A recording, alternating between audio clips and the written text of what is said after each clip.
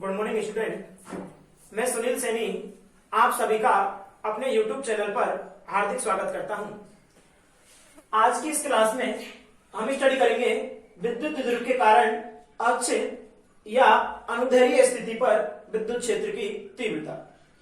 यानी आज की इस क्लास में विद्युत द्विध्रुव के कारण उसकी अक्षीय स्थिति या उसे कहते हैं अनुदैर्ध्य स्थिति पर विद्युत क्षेत्र की तीव्रता की गणना करेंगे।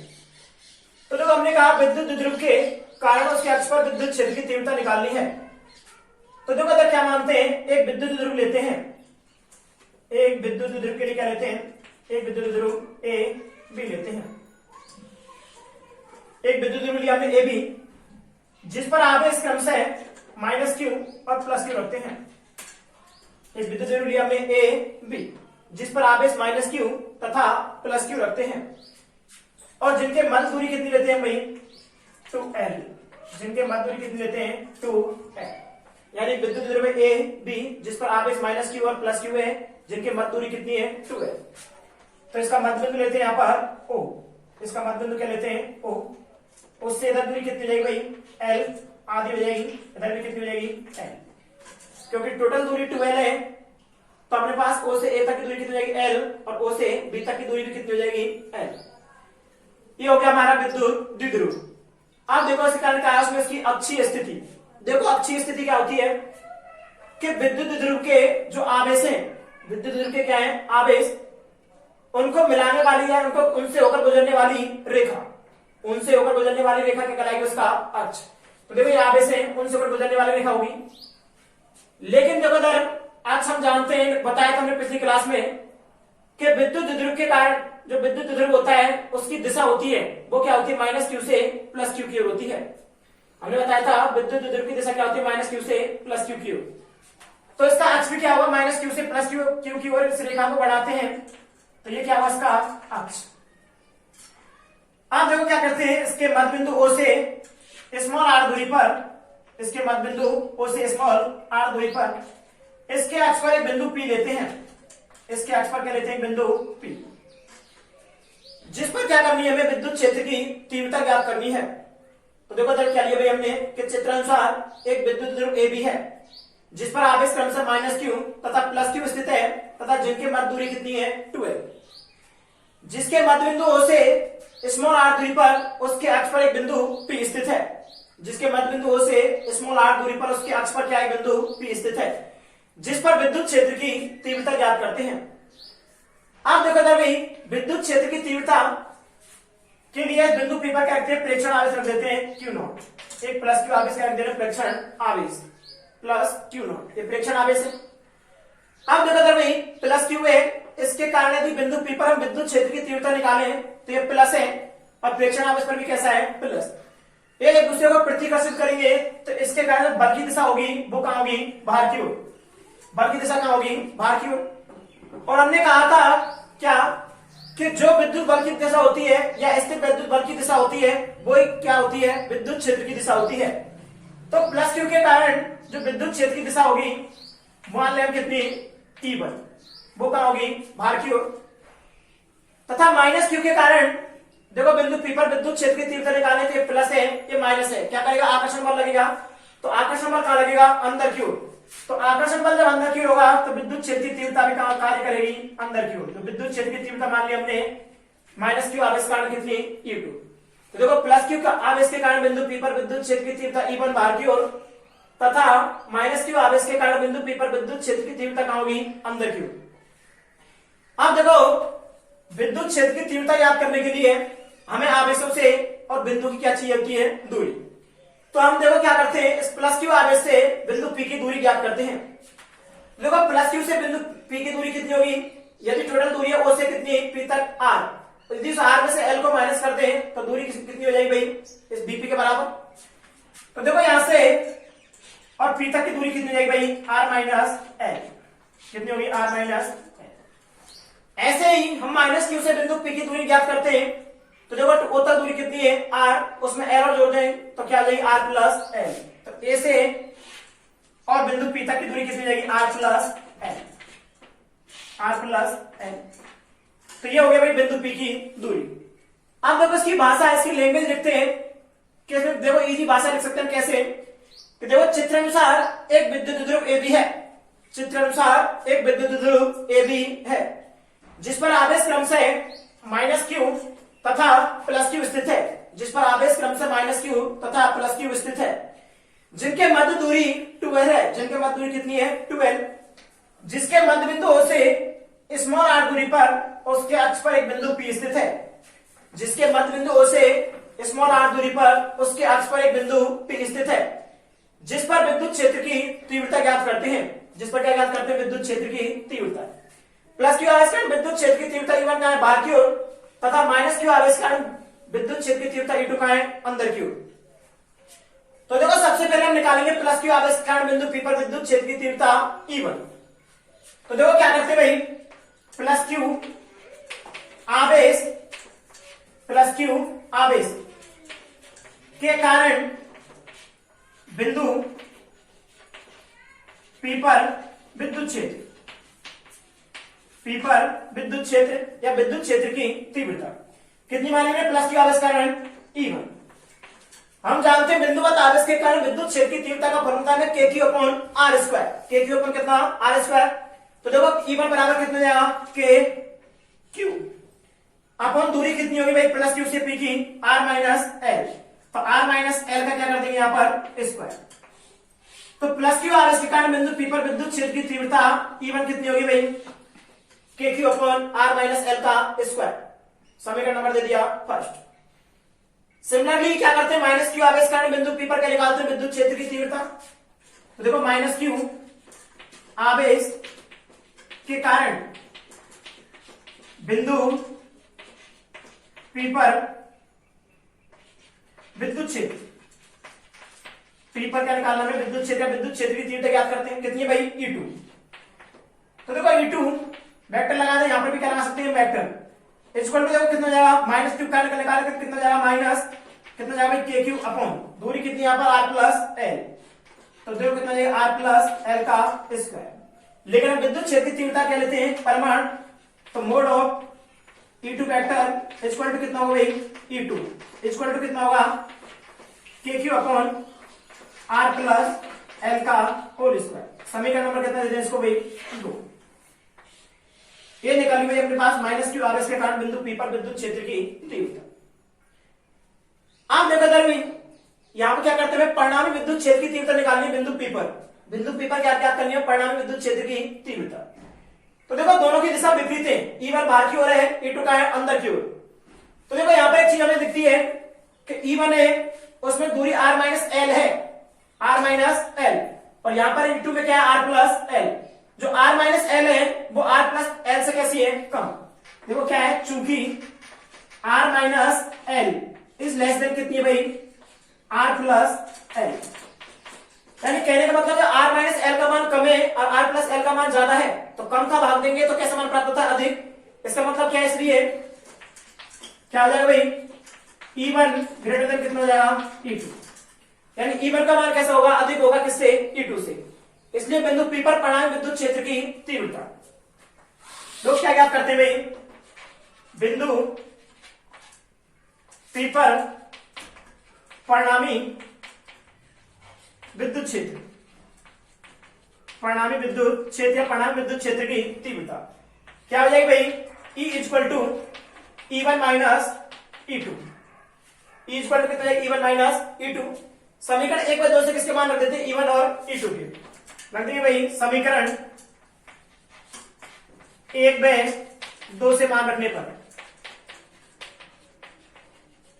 समीकरण 1 व 2 से मान रखने पर तो मान रखते हैं भाई E इक्वल टू E1 का मान कितना है K Q upon R minus L का होल स्क्वायर, तो रखते हैं भाई के Q upon R minus L का क्या हो जाएगा होल स्क्वायर माइनस कितना हो जाएगा भाई E2 का मान रखते हैं K Q upon R plus L का होल स्क्वायर, यानी K Q upon R plus L का क्या कर देंगे होल स्क्वायर।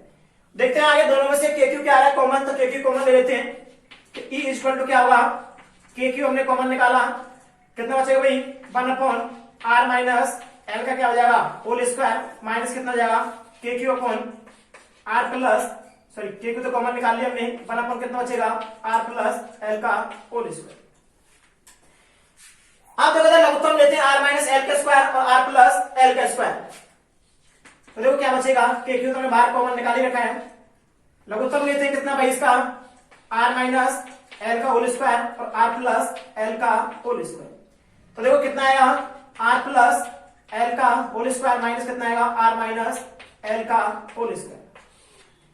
ऊपर स्क्वायर खोलते हैं, नीचे देखो हम जानते हैं A square minus B square formula किसका होता है, A plus B A minus B का, तो यहां से आर माइनस एल का स्क्वायर हो रहा है, आर प्लस एल का स्क्वायर होता है, तो इसका क्या कर सकते हैं भाई, आर माइनस एल और आर प्लस एल क्या होता है, R square minus L square, लेकिन इसके ऊपर क्या लग रहा है स्क्वायर, तो एक और स्क्वायर लगा देंगे, तो देखो क्या होगा भाई, ई इक्वल टू के क्यू तो बाहर है, इसका स्क्वायर बोलते हैं ए प्लस बी के फॉर्मूले से, तो R square plus L square plus कितना हुआ 2rl माइनस माइनस से कितना जाएगा, आर माइनस कितना जाएगा भाई, माइनस के एल स्क्वायर प्लस कितना जाएगा 2rl अपन नीचे कितना जाएगा भाई, इसको क्या कर लिख सकते हैं, R square minus L square का होल स्क्वायर, क्योंकि हम जानते हैं A square minus B square का फॉर्मूला क्या होता है, ए प्लस बी और ए माइनस बी, तो देखो आर माइनस एल और आर प्लस एल है, तो क्या हो जाएगा R square minus L square, देखो स्क्वायर लग रहा है इसके ऊपर, तो क्या लगा दिया हमने स्क्वायर। अब देखो आर स्क्वायर और एल स्क्वायर प्लस के यहाँ किसके माइनस के कैंसिल हो गए, तो 2rl प्लस 2rl कितना जाएगा 4rl, तो E इक्वल टू कितना हो गया भाई, के क्यू इंटू कितना हो गया 4rl अपॉन कितना हो जाएगा भाई, R square minus L square का होल स्क्वायर। देखो अच्छी जानते हैं हम विद्युत द्विध्रुव के लिए इस L का मान इस R की तुलना में क्या होता है, बहुत कम होता है, नगण्य होता है, क्योंकि हमने विद्युत द्विध्रुव की परिभाषा में बताया था कि उसमें क्या होता है, जो आवेश होते हैं दोनों उनके मध्य की दूरी कैसे होती है अल, और अपने पास जो दूरी होती है जब बिंदु पर निकालते हैं वो क्या होती है, अधिक होती है, इसलिए इस R दूरी की तुलना में L को क्या मान लेते हैं, नगण्य। तो देखो चूंकि R is very very greater then L, इसलिए एल स्क्वायर को लगभग किस बराबर मान सकते हैं, 0। और देखो यहां पर हम फॉर्मूला किसके रूप में निकालते हैं, पी के रूप में, तो E इक्वल टू के क्यू ते ही देखो 4rl को कितने तोड़ देते हैं, 2l इंटू किसमें तोड़ देते हैं, 2r में, कितना हो जाएगा भाई 4rl हो जाएगा। आप देखो इधर भाई क्या हो जाएगा, नीचे अपने पास आ गया R square minus L square का होल स्क्वायर है, तो देखो आर स्क्वायर की तुलना में एल स्क्वायर को नगण्य मान लिया, 0 मान लिया, तो एल स्क्वायर की वैल्यू 0 पुट कर दे, तो आर स्क्वायर घात कितनी रहेगी 4, तो देखो E इक्वल टू कितना हो जाएगा, के देखो Q इंटू 2l कितना होता है P, तो कितना हो गया भाई अपने पास 2 का आगे लिया है, 2kp कितना हो गया R, आप नीचे कितना हो जाएगा भाई R की घात 4, साइन ले सकते हैं चूंकि P बराबर कितना होता है Q इंटू 2l, P बराबर कितना होता है Q इंटू 2l, तो यहां से हमने देखो क्या किया, Q इंटू 2l वगैरह रख दिया, P 2 है तक 2 को आगे लिया है, 2kp इंटू कितना हो गया R पर कितना हो गया R4, एक R से R को कैंसिल कर देंगे, कितना बचेगा RQ, तो E बराबर कितना हो गया भाई 2kp अपन कितना RQ, समीकरण नंबर दे देंगे इसको 3। ये निकलती हुई अपने पास विद्युत द्विध्रुव के कारण उसकी अक्षीय या अनुदैर्घ्य स्थिति पर विद्युत क्षेत्र की तीव्रता। आगे देखो भाई, यदि यहां पर हम E और R के बीच में संबंध निकालें, देखो क्या करना भाई, K और P को यदि कांस्टेंट मान लें तो फिर उसके बाद क्या लिख सकते हैं कि if K and P will be constant, यदि K और P कैसे हो नियत हो तो E व्युत्क्रमानुपाती किसको हो जाएगा RQ के, तो E व्युत्क्रमानुपाती किसको हो जाएगा RQ, समीकरण दे देंगे इसको 4। फिर निकलती है अपने पास विद्युत क्षेत्र की तीव्रता, हमने निकाला विद्युत द्विध्रुव के कारण उसकी अक्षीय स्थिति पर निकाला विद्युत क्षेत्र की तीव्रता। देखो हमें समीकरण 4 में संबंध क्या निकाला, E व्युत्क्रमानुपाती किसके RQ, यदि हम यहाँ E व R के मध्य ग्राफ बनाते हैं तो देखो E व R के मध्य R, E व R के मध्य R, तो देखो E व R के मध्य क्या R बनेगा भाई, यहां लेते हैं हम R ये मूल बिंदु को ले लिया, इधर क्या लेते अपने पास विद्युत क्षेत्र की तीव्रता। देखो संबंध E और R के बीच में किसका है, व्युत्क्रमानुपाती का, तो ग्राफ कैसे बनता है एक्सपोनेंशियल, कैसे बनता है भाई एक्सपोनेंशियल, संबंध दे देंगे E व्युत्क्रमानुपाती कितना हो गया RQ, तो ये हो गया E व R के मध्य क्या हो गया RA, यदि इसकी जगह R की जगह क्या होता 1/r होता, तो देखो 1/r लिखते तो R कैसे ऊपर समानुपाती, तब कैसे प्राप्त हो जाता सीधी रेखा, ये था हमारे पास विद्युत ध्रुव का अक्षीय है और यहाँ अनुदैर्ध्य स्थिति पर विद्युत क्षेत्र की तीव्रता। देखो अभी पढ़ी हमने विद्युत ध्रुव के कारण उसकी अक्षीय स्थिति पर या अनुदैर्ध्य स्थिति पर विद्युत क्षेत्र की तीव्रता। देखो अगली डेरिवेशन पढ़ते हैं हम कि विद्युत ध्रुव के कारण उसकी निरक्ष या विस्वत रेखा पर विद्युत क्षेत्र की तीव्रता। देखो निरक्ष कई बार क्या होता है, विस्वत रेखा देकर भी पूछ लेता, निरक्ष ना देकर, तो निरक्ष या विस्वत रेखा एक ही बात होती है। देखो निरक्ष क्या होता है, जो विद्युत ध्रुव का अक्ष होता है, विद्युत ध्रुव का क्या होता है अक्ष, उसके लंबवत रेखा क्या कहलाती है, विद्युत ध्रुव का निरक्ष। हमने कहा विद्युत ध्रुव का जो अक्ष होता है उसके लंबवत रेखा विद्युत ध्रुव का निरक्ष कहलाती है। तो देखो हमने क्या करते हैं, एक विद्युत ध्रुव लेते हैं उसी की तरह, तो हम एक विद्युत ध्रुव लेते हैं ए बी, एक विद्युत ध्रुव क्या लेते हैं ए बी, वही आवेश करते हैं माइनस क्यू और इसमें क्या रखते हैं प्लस क्यू। एक विद्युत ध्रुव ले लिया हमने क्या भाई ए बी, जिस पर आवेश रख दिया माइनस क्यू और प्लस क्यू, जिनके मध्य दूरी कितनी मान लेते हैं हम भाई 2 है, जिनके मध्य दूरी कितनी है 2 है। ये मध्य बिंदु ओ, इधर दूरी कितनी लेगी एल, हाफ दूरी लेगी, इधर भी कितनी लेगी एल। अब देखो क्या निकालने में, इसे निरक्ष पर या विस्वत रेखा पर विद्युत क्षेत्र की तीव्रता ज्ञात कर रहे हैं। हमने कहा था विद्युत ध्रुव का जो अक्ष होता है उसके लंबवत रेखा विद्युत ध्रुव का निरक्ष कहलाती है। हमने क्या कहा, विद्युत ध्रुव का जो अक्ष होता है उसके लंबवत रेखा क्या कहलाती है, विद्युत ध्रुव का निरक्ष। देखो ये इसका अक्ष था तो उसके लंबवत रेखा क्या होगा, उसका निरक्ष। ये लंबवत रेखा ले ली, उसके अपने क्या हो गया निरक्ष। आप देखो इसके मूल बिंदु ओ से उसके निरक्ष पर इस मोनार्ध पे क्या लेते हैं, बिंदु पी लेते हैं, बिंदु क्या लेते हैं पी, जिस पर क्या ज्ञात करेंगे हम विद्युत क्षेत्र की तीव्रता। आप देखो विद्युत क्षेत्र की तीव्रता, इस पर क्या होगा प्रेक्षणावेश क्यू नॉट या प्लस क्यू है, इसके कारण विद्युत क्षेत्र की तीव्रता कम होगी, इस पर भार क्यू। अब प्लस क्यू के कारण विद्युत क्षेत्र की तीव्रता मान लेते कितनी होगी भाई E1। अब माइनस क्यू के कारण निकालते हैं तो माइनस क्यू के कारण कहां होगी भाई अंदर की ओर, उसके माइनस क्यू के कारण विद्युत क्षेत्र की तीव्रता कितनी मान ली हमने E2। हमने कहा है विद्युत ध्रुव लिया ए बी, जिस पर आवेश रखा माइनस क्यू और प्लस क्यू, जिनके मध्य दूरी कितनी मेरी 2 है, जिसके मध्य बिंदु ओ से स्मॉल आर दूरी पर उसके निरक्ष पर एक बिंदु पी लिया हमने, जिस पर हम विद्युत क्षेत्र की तीव्रता क्या करेंगे ज्ञात। प्लस क्यू आवेश के कारण बिंदु पी पर विद्युत क्षेत्र की तीव्रता कहां होगी, बाहर की ओर, E1 मान ली हमने बाहर की ओर। माइनस क्यू के कारण E2 मानी हमने, जो कहां होगी भाई अंदर की ओर, क्योंकि माइनस के कारण कहां होती है विद्युत क्षेत्र की तीव्रता की दिशा अंदर की ओर होती है। आप देखो इधर भाई यदि बात करें इनके परिणामी विद्युत क्षेत्र की तीव्रता की बात, देखो E1 और E2 इनका परिणामी क्या होगा, दोनों के मध्य में, परिणाम विद्युत क्षेत्र की तीव्रता कहां होगी भाई दोनों के मध्य में। आप देखो इन दोनों की परिणाम विद्युत क्षेत्र की तीव्रता ज्ञात करने के लिए इनके क्या लेंगे हम 36 में लंबवत घटक लेते हैं। तो देखो इसको बना लेते हैं हम, क्या हो गया ये अपने पास क्या हो गया भाई, देखो ये और ये ऐसे बन रहा है अपने पास। आप देखो इधर इनका परिणामी क्या लिया हमने, ये क्या हो गया भाई E1, ये क्या हो जाएगा E2। इनका परिणामी करने के लिए दोनों के बीच में परिणामी ज्ञात करने के लिए क्या डालते हैं, यहां से हम लंब डालते हैं, क्या डालते हैं यहां से हम लंब। ये क्या हो जाएगा इसका क्षैतिज घटक, ये क्या हो जाएगा लंबवत घटक। क्षैतिज घटक में क्या लगाएंगे cos थीटा। देखो अपने पास ये बिंदु क्या दे रखा है P। आप देखो इसको क्षैतिज घटक में घटक में निकालेंगे आधार, आधार में क्या आता है cos थीटा, तो cos थीटा निकालेंगे तो आधार बटे क्या आ जाएगा भाई कर्ण, और कर्ण अपने पास ये होगा E1। तो देखो अपने पास एक चीज ध्यान रखना कि लंबवत घटक में इसका लंबवत घटक लेंगे E1 का, तो क्या आएगा भाई E1 sin थीटा, या सीधा याद रख लेना भाई क्या कि लंबवत घटक में क्या आता है sin थीटा और क्षैतिज घटक में क्या आता है cos थीटा। तो देखो E1 का हमने लंबवत घटक लिया, ऊपर की ओर कौन सा हो गया E1 sin थीटा। यदि इसका हम क्षैतिज घटक लेते हैं तो कौन सा आएगा भाई E1 cos थीटा, क्योंकि देखो यदि ये कोण थीटा है तो ये कोण भी कितना होगा भाई थीटा, ये कोण कितना होगा थीटा। आप देखो इधर E2 के लेते हैं तो E2 का लंबवत घटक कहां आएगा नीचे की ओर, ये लंबवत घटक आएगा कितना भाई E2 sin थीटा।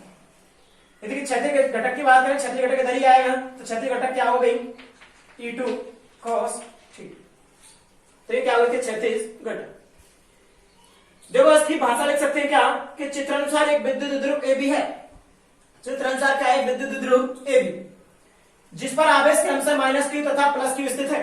जिस पर आवेश क्रमशः माइनस क्यू तथा प्लस क्यू स्थित है, जिनके मध्य दूरी 12 है, जिनके मध्य दूरी कितनी है 12, जिसके मध्य बिंदु O से स्मॉल r दूरी पर उसके निरक्ष पर एक बिंदु P स्थित है, जिस पर हम विद्युत क्षेत्र की तीव्रता ज्ञात करते हैं।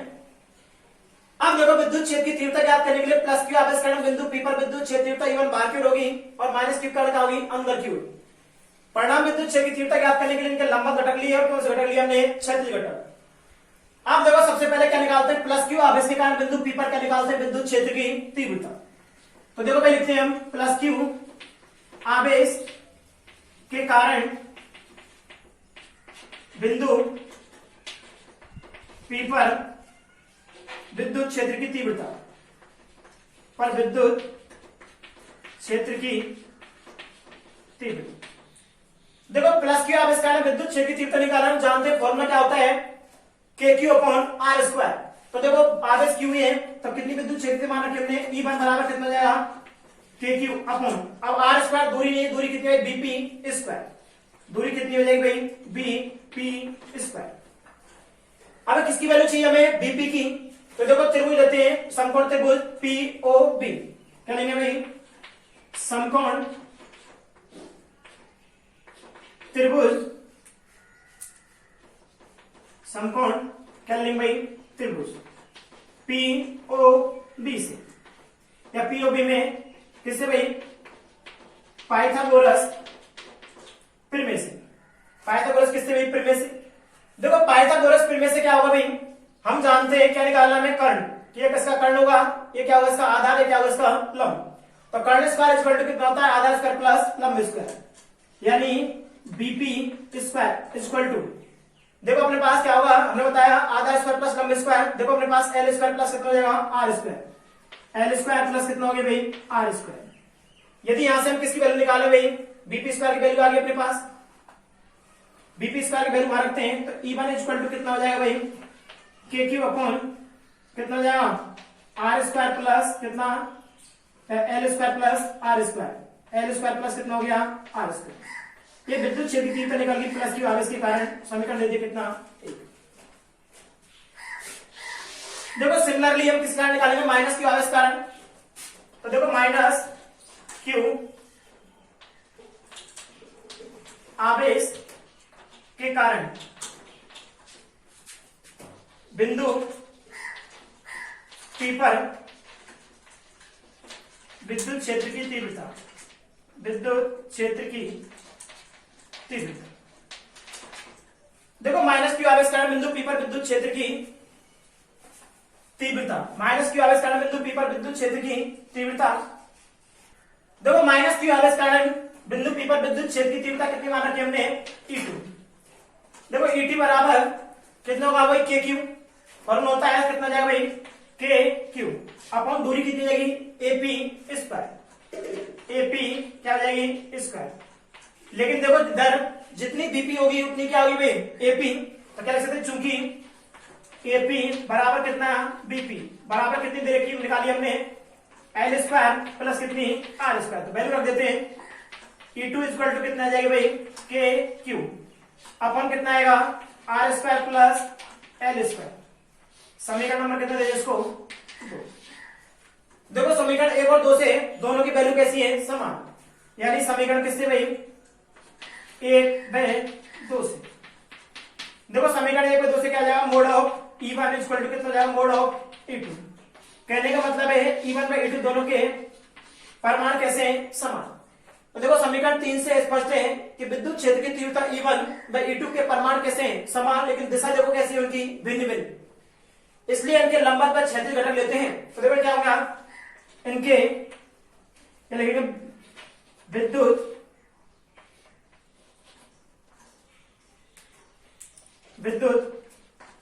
क्षेत्र की तीव्रता E1 व E2 के लंबवत घटक E1 sin थीटा व E2 sin थीटा परिमाण में समान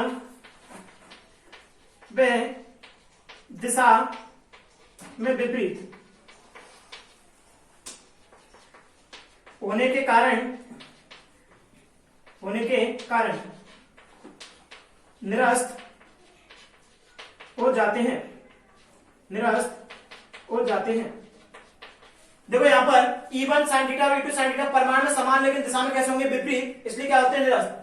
जबकि क्षैतिज घटक E1 cos थीटा व E2 cos थीटा परिमाण दिशा में कैसे समान, इसलिए जुड़ जाते हैं। जबकि क्षैतिज घटक परिमाण व दिशा में समान होने के कारण जुड़ जाते हैं, जिनके कारण परिणामी विद्युत क्षेत्र प्राप्त होता है। यानी कहने का मतलब हमने कहा कि विद्युत क्षेत्र की तीव्रता E1 by E2 के लंबवत घटक E1 sin theta by E2 sin theta, E1 sin theta by E2 sin theta परिमाण में समान लेकिन दिशा में विपरीत होने के कारण परस्पर क्या होते हैं, निरस्त। जबकि क्षैतिज घटक E1 cos theta by E2 cos theta परिमाण में दिशा में समान होने के कारण जुड़ जाते हैं, जिनके कारण परिणामी विद्युत क्षेत्र क्या होता है, प्राप्त। इसलिए परिणाम विद्युत क्षेत्र किस कारण प्राप्त होगा, E1 cos थीटा और E2 cos थीटा दोनों को जोड़ देंगे तो देखो क्या निकालेंगे भाई हम, परिणामी विद्युत क्षेत्र। देखो परिणामी विद्युत क्षेत्र E बराबर कितना होगा, E1 cos थीटा प्लस कितना होगा, E2 cos थीटा। यानी परिणामी विद्युत क्षेत्र क्या होगा, E1 cos थीटा प्लस कितना होगा, E2 cos थीटा। देखो हम समीकरण 3 से जानते हैं E1 बराबर कितना है, E2। देखेंगे समीकरण 3 से क्या हो जाएगा, E1 बराबर E2 है तो E बराबर कितना हो जाएगा, 2E1 कितना हो जाएगा, cos थीटा। समीकरण 1 से किसका मान रख दें, समीकरण 1 से E1 का मान रखने का। देखो समीकरण 1 से E1 का मान रखते हैं तो E1 का मान कितना है भाई, KQ अपन कितना R square plus L square, तो वैल्यू रखते हैं तो E इक्वल टू कितना जाएगा 2 कितना भाई KQ अपन कितना जाएगा R square plus L square, या कितना जाएगा यहाँ पर भाई cos थीटा। देखो त्रिभुज हम लेते हैं POB में cos थीटा निकालते हैं, क्या लेंगे भाई, त्रिभुज POB से cos थीटा इक्वल टू, देखो cos थीटा इक्वल टू क्या होता है, आधार बटे कर्ण। आधार कितना होगा L, कर्ण कितना होगा BP, और BP कितना हो जाएगा, यहां से हम लिख देखो दर BP कितना हो जाएगा R square plus L square, घात कितनी जाएगी बटे 2, तो कितना हो जाएगा भाई L upon R square plus L square था पहले से, कितना जाएगा बटे 2। cos थीटा वैल्यू रख दो, देखो cos थीटा वैल्यू रखते हैं कितना जाएगा भाई, E इक्वल टू 2KQ अपन कितना जाएगा भाई R square plus L square की घात कितनी जाएगी, L स्क्वायर इंटू कितना जाएगा L upon R square plus L square की घात कितनी जाएगी बटे 2। आप देखो इधर भाई हम जानते हैं Q into 2L, Q into 2L कितना जाएगा P, देखो R square plus L square घात 1 यहाँ पर 1 बटे 2 यहाँ पर कितने 3/2, तो देखो E इक्वल टू कितना जाएगा KP अपन कितना जाएगा भाई R square plus L square घात कितनी जाएगी 1 बटे 3/2, क्योंकि 1 यहाँ पर है 1 बटे 2 यहाँ पर, जब आधार समान होते हैं घात क्या होती है, जुड़ जाती है, 1 प्लस 1 बटे 2 कितना होगा 3/2। अब देखो कोई कंडीशन लिखनी है यहाँ पर कि L का मान क्या होता है, R का मान क्या होता है, बहुत बड़ा, क्योंकि R is very very greater than कितना होता है L, then L square equal to कितना हो जाता है 0, तो 0 पुट करते हैं तो E इक्वल टू कितना जाएगा भाई KP अपन कितना हो जाएगा R स्क्वायर कितना हो जाएगा R स्क्वायर घात कितनी होगी 3/2, 2 से 2 कैंसिल हो जाएगा तो E बराबर कितना बन जाएगा भाई KP अपॉन RQ। समीकरण नंबर कितना दे देंगे इसको, चल तो निरक्षीय स्थिति पर विद्युत क्षेत्र की तीव्रता क्या निकल गई, E बराबर KP अपॉन कितना हो गया RQ, KP अपॉन कितनी जाती है RQ, तो ये निकल गया अपना निरक्षीय स्थिति या विस्पत रेखा पर विद्युत क्षेत्र की तीव्रता।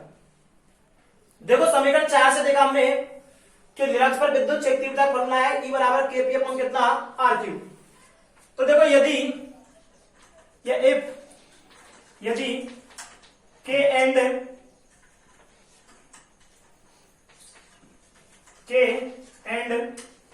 P will be constant. यदि के और पी को कांस्टेंट मान ले तो ई बीजगणित कितना हो जाएगा भाई, आर क्यू। ई बीजगणित कितना हो गया, आर क्यू। समीकरण नंबर कितने देते हैं, 5। अब समीकरण 5 से बढ़ो, यदि ई और आर के मध्य में हम ग्राफ बनाए तो देखो कैसा बनेगा। बनाते भाई ई बाय आर के मध्य आर एक, ई बाय आर के मध्य क्या बनाते हैं, आर एक। तो देखो क्या होगा, ई इक्वल टू क्या होगा भाई, ई इक्वल टू कितना है अपने पास, आर क्यूब बीजगणित साइन है। तो देखो यहां पर क्या लेते हैं हम, आर, यहां पर क्या लेते हैं विद्युत क्षेत्र की तीव्रता ई। ये मूल बिंदु हो गया। जब बीजगणित का साइन होता है तो ग्राफ कैसे बनता है, एक्सपोनेंशियल।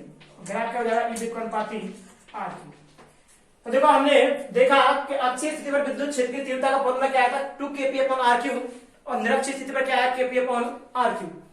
दोनों के कारण देखो अपने पास ग्राफ कैसा होना, सेम, क्योंकि विद्युत क्षेत्र की तीव्रता दूरी के घर के कैसे होती है भाई, बीजगणित होती है। कि हमने पढ़ी आज की क्लास में विद्युत द्विध्रुव के कारण अक्षीय स्थिति तथा निरक्षीय स्थिति पर विद्युत क्षेत्र की तीव्रता।